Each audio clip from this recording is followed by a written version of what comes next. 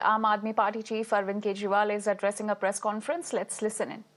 सबको पूरा करने के लिए एक आम आदमी, एक मिडिल क्लास का आदमी अपनी पूरी जिंदगी दिन रात मेहनत करता है और बस यही उम्मीद करता है कि उसे सरकार से कुछ थोड़ी सी मदद मिल जाए। लेकिन सच क्या है, आज अधिकतर सरकारें ना उनके लिए अच्छे स्कूल बना रही हैं, ना उनके लिए अच्छे अस्पताल बना रही है, ना उनको रोजगार दे पा रही है और ना उन्हें सुरक्षा दे पा रही है, ना क्राइम को कंट्रोल कर पा रही है। सच्चाई है कि इस वर्ग को सबसे ज्यादा हमारे देश में परेशान किया जाता है और कोई देश नहीं है जहां मिडिल क्लास को इतना परेशान किया जाता हो।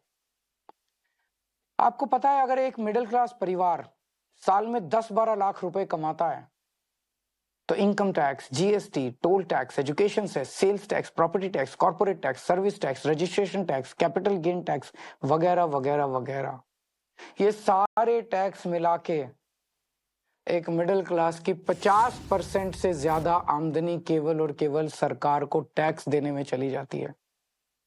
अब तो दूध पे भी टैक्स लगता है, दही पे भी टैक्स लगता है, पॉपकॉर्न पे भी टैक्स लगता है, यहां तक कि पूजा के सामान पे भी टैक्स भरना पड़ता है। घर लेना हो तो टैक्स, घर बेचना हो तो टैक्स, गाड़ी खरीदो तो टैक्स, गाड़ी बेचो तो टैक्स, बच्चों को अच्छी शिक्षा देनी हो तो पहले प्राइवेट स्कूल की महंगी फीस की मार और उसके ऊपर अच्छे कॉलेज भेजने के लिए एजुकेशन लोग और उसकी ईएमआई पे डबल मार। जीते जी टैक्स तो देना ही पड़ता है, लेकिन अब तो सरकार ने ऐसी हालत कर दी है कि मरने के बाद भी टैक्स देना पड़ता है। और इस टैक्स टेररिज्म के बीच मजाल की वो अपने सपने पूरे करने की कोशिश करे।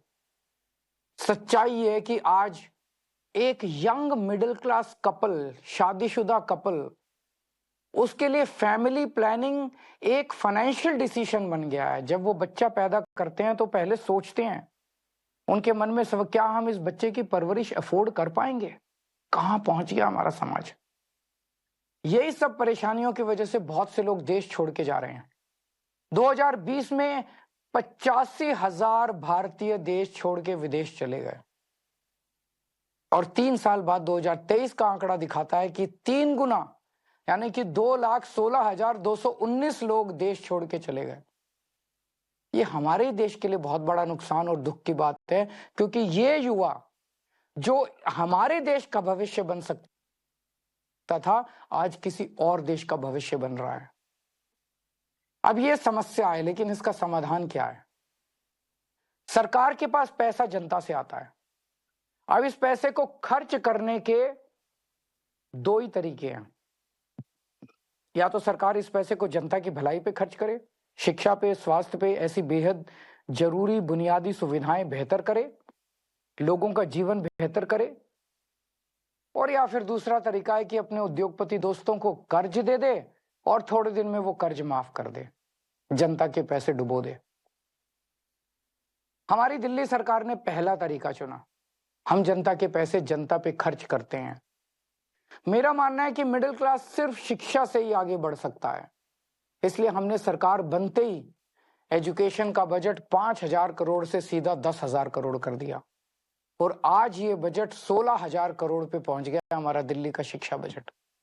हमने सरकारी स्कूलों को इतना बेहतर बना दिया, इतना बेहतर बना दिया। ये स्कूल आज इतने अच्छे हो गए कि 4 लाख बच्चे प्राइवेट स्कूल छोड़ के सरकारी स्कूल में आ गए। अब बहुत बड़े स्तर पे मिडिल क्लास लोग अपने बच्चों को यहाँ सरकारी स्कूल में भर्ती करा रहे हैं। क्या पहले कभी आपने सुना था कि कोई बच्चा प्राइवेट स्कूल छोड़ के सरकारी स्कूल में जाता है? और इतना ही नहीं, हमने प्राइवेट स्कूलों को फीस बढ़ाने पे कैप लगा दी और हजारों बच्चों को उनकी सालों पुरानी फीस रिफंड करवाई है दिल्ली के अंदर। जो पिछले सालों में उन्होंने गलत फीस ले ली थी, कई स्कूलों से हमने फीस रिफंड कराई है। क्या आपने कभी एक आम आदमी को स्कूल के फीस का रिफंड मिलते हुए सुना है?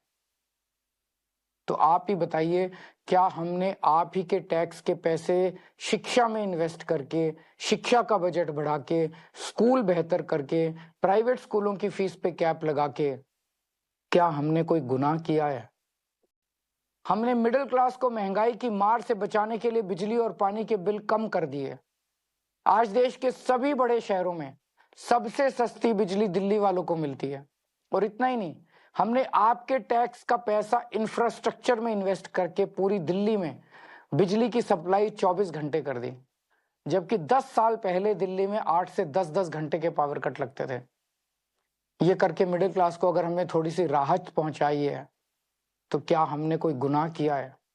हमने सरकारी अस्पताल बेहतर बनाए, सरकारी अस्पताल से रेफर होकर प्राइवेट अस्पताल जाने वालों की सारी सर्जरी फ्री कर दी। आपको जान के ताज्जुब होगा कि हमारे मोहल्ला क्लिनिक की सबसे ज्यादा डिमांड दिल्ली के मिडिल क्लास इलाकों से आती है। तो क्या आपके टैक्स के पैसों से अच्छे अस्पताल और अच्छे मोहल्ला क्लिनिक बना के एक आम आदमी को अच्छा इलाज करके हमने कोई गुनाह किया है क्या? अब इस मिडिल क्लास के अंदर भी एक वर्ग है जिनके बारे में सरकार ने कभी नहीं सोचा, वो है हमारे सीनियर सिटीजन। सीनियर सिटीजन्स ने, हमारे बुजुर्गों ने पूरी जिंदगी ईमानदारी से टैक्स भरा। मोटे मोटे तौर पे देखें तो एक एवरेज मिडिल क्लास का आदमी रिटायर होते होते कम से कम अपनी पूरी जिंदगी में 1 से 1.5 करोड़ रुपए का टैक्स तो दे ही देता है। इसके बदले में उसको क्या मिलता है? भगवान ना करे उसको कोई बड़ी बीमारी हो जाए, ना उसको इंश्योरेंस कंपनी कुछ देती, ना सरकार उसका हाथ पकड़ती। इसलिए आने वाले चुनाव के बाद हम दिल्ली में संजीवनी योजना लागू कर रहे हैं। इस योजना के तहत 60 साल से ऊपर के सभी सीनियर सिटीजन्स को सरकारी और प्राइवेट अस्पताल में बिल्कुल फ्री इलाज मिलेगा। तो आप बताइए, अगर आपके टैक्स के पैसे से आपके घर के बुजुर्गों को ही नहीं, पूरी दिल्ली के हर बुजुर्ग को अच्छा इलाज मिल जाए, तो क्या हमने कोई गुनाह किया है क्या? कभी सोचा आपने? जब यही चीज दूसरे देशों की सरकारें करती है तो हम वाह वाह करते हैं, यूरोप, लंदन, पेरिस, वो लोग करते हैं तो हम वाह वाह करते हैं, लेकिन हमारे देश में हम सब इसके खिलाफ बोलते हैं। ऐसा क्यों होता है? इसका कारण है कि सरकार ने मिडिल क्लास को एक तरह से मानसिक गुलाम बना दिया है। जब आपका ही टैक्स में दिया हुआ पैसा आपके ऊपर खर्च होता है या समाज पे खर्च होता है तो उसको फ्री की रेवड़ी कह के आपका अपमान किया जाता है। हाँ, ये बात तो सच है कि आपके पैसों से बहुत सारे गरीबों को भी बिजली पानी मुफ्त मिलती है, बस ट्रेवल मुफ्त मिलता है। आप सोचते होंगे मेरे पैसे से किसी और पे ये क्यों लगाया जा रहा है, लेकिन आज मैं आपसे कहना चाहता हूं इसका जवाब मुझसे बेहतर आपके माता पिता देंगे। आज हमारे जो छोटे छोटे शहरों में मिडिल क्लास है ना, इनमें से 99% के माता पिता गरीब थे। उन्होंने अपने खून पसीने की कमाई से गरीबी से मिडिल क्लास तक पहुंचने का सफर तय किया है। उनसे पूछ के देखना, उनको सरकार अगर थोड़ी सी मदद दे देती, उनको सरकार से थोड़ी मदद मिल जाती, थोड़ी सहूलियत मिल जाती, तो उन बचाए हुए पैसों को जोड़ के वो क्या क्या कर सकते थे। मुझे यकीन है कि उनका जवाब ये होता कि वो पैसा वो अपने बच्चों के भविष्य के लिए संवारते, यानी आपकी जिंदगी बेहतर करने में लगाते आपके माता पिता। इसी तरह जब जनता का पैसा जनता पे खर्च होता है तभी देश का निर्माण होता है। लेकिन ताज्जुब की बात यह है कि करोड़ों की तनख्वाह पाने वाले, लाखों की गाड़ियों में घूमने वाले, महंगे महंगे सूट पहनने वाले पत्रकार एयर कंडीशन स्टूडियो में बैठ के मिडिल क्लास को मिलने वाली छोटी छोटी राहतों पे सवाल उठाते हैं। बड़े बड़े सरकारी कोठियों में रहने वाले नेताओं को आप ही के पैसों से फ्री बिजली मिलती है, आप ही के पैसे से फ्री पानी मिलता है, आप ही के पैसे से ऐशो आराम की सारी सुविधाएं मिलती है, तब उसे फ्री की रेवड़ी नहीं कहते। हमने दिल्ली में मिडिल क्लास को राहत देने की पूरी कोशिश की और आगे भी हम करते रहेंगे। मिडिल क्लास को ऊपर पहुंचाने में कोई कसर नहीं छोड़ेंगे, उनको राहत देने में कोई कसर नहीं छोड़ेंगे।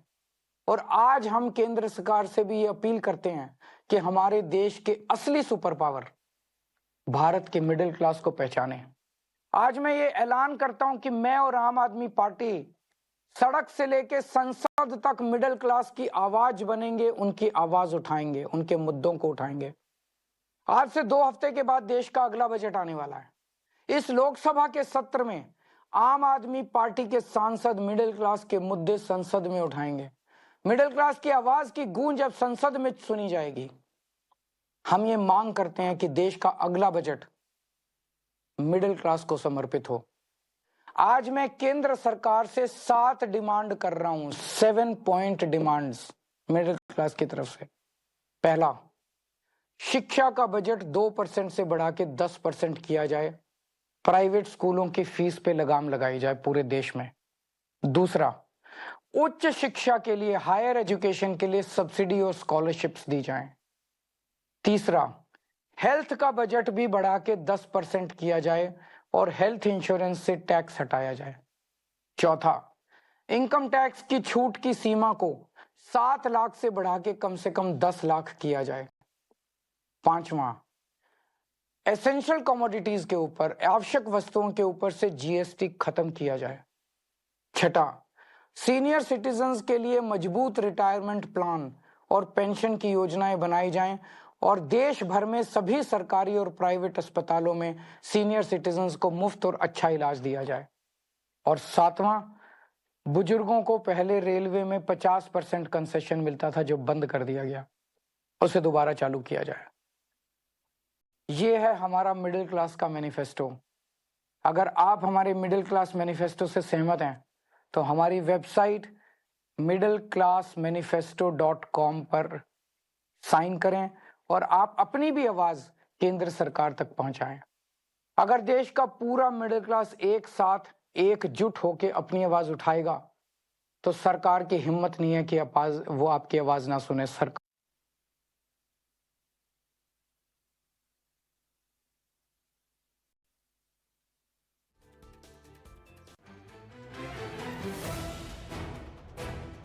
So we're just 2 weeks away from the Delhi Assembly elections, and big announcement by the Aam Aadmi Party. Aam Aadmi Party has unveiled the Middle Class Manifesto. Arvind Kejriwal said that the middle class is the biggest victim of tax terrorism and that no government actually thinks about the middle class. He further said that the middle class are the worst sufferers and that 50% of the income of the middle class goes in paying taxes.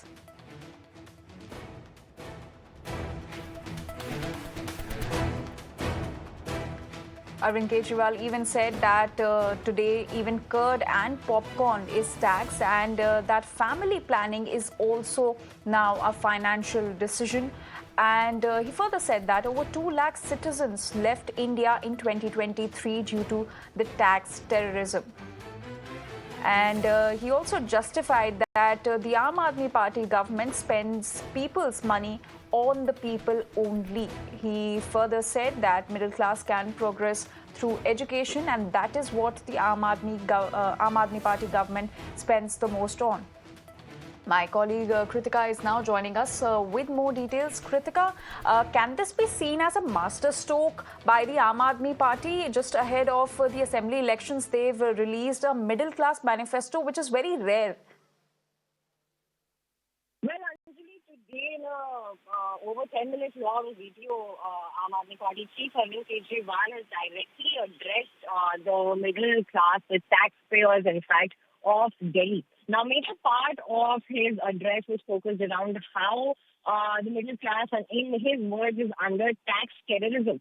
How it is the middle class that is in fact serving as doctors, as business people, as researchers and scientists, teachers, and in many other fields contributing to the development of our country at large. But what they receive in return, he is saying, is tax terrorism, is that half of their income is spent in paying taxes, whether it is on small grocery items to things like buying a home. He also mentioned how young couples of the middle class have to think twice now before having children or starting a family, considering they have to now weigh in whether or not they'll be able to give a standard of living, an adequate lifestyle to their children that are brought into this world. He said that this is highly shameful, and then said that this is because other governments have their vote banks and rather vote banks in the industrialists and the business people, which is why they are guarding their interests, which is why pardons and huge loans are given to them, whereas he is claiming that the Aam Aadmi Party is only working towards the middle class, by providing affordable healthcare, by providing affordable school education as well as subsidies in form of free electricity and water up to certain units. So this is what Mr. Arvind Kejriwal is claiming, but definitely we will be expecting the opposition to hit back, largely because of the welfare schemes that he's also been projecting over these years. Over to you. Right, Kritika, thank you for getting us all those details and for that context. With that, we're now slipping into a very short break. We'll be right back with more stories on the other side. Stay with us.